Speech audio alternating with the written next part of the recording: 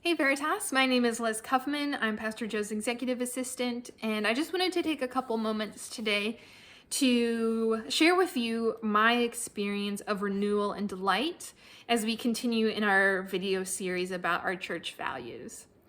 I would say for me in the past, when I would think about renewal and delight, I would kind of look at them as like second tier experiences to the Christian walk, maybe bonuses that you got if you were like special, but really emphasize then in my own life of like the higher value of denying myself and taking up my cross and doing hard things and being sacrificial to the Lord, and not marrying those two ideas together. And what really began to make a shift for me in that is realizing, Matthew 22, it talks about how we are to love the Lord our God with all of our heart, mind, and strength. And God, in His grace and mercy, showed me that I was doing a really good job of pursuing Him and loving Him with my mind, but not as much so with my heart specifically. So as I began to pursue the Lord more holistically, I realized that renewal and delight naturally came with that. So as you consider for yourself, what does renewal and delight look like? I just want to leave you with 2 points to think about.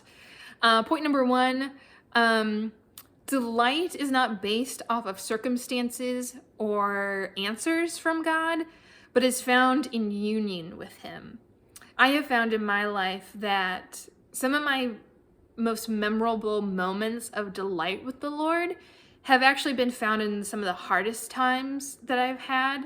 And I don't think that those necessarily have to go hand in hand, but really I am most ardently pursuing the Lord when I am in a hard time. And so when I have found Him in that, I have found His presence, which is delight.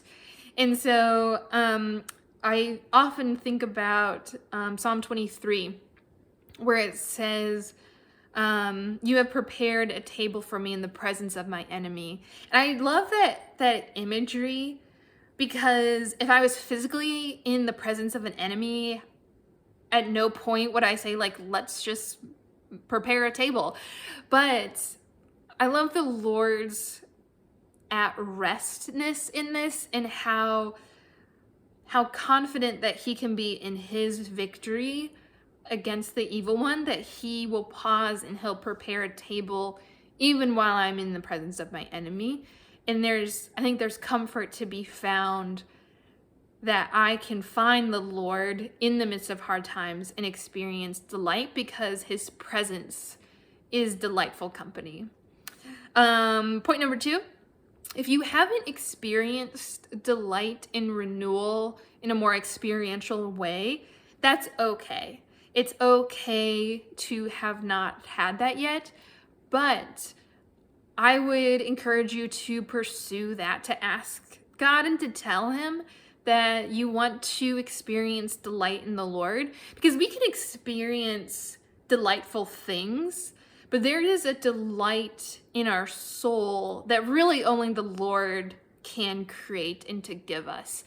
And so ask Him to bring you to a place where you can experience that. And then for me, I'll just say, what has been non-negotiable in pursuing relationship with the Lord has been silence and solitude, and giving Him time and space to come on His terms, not on mine.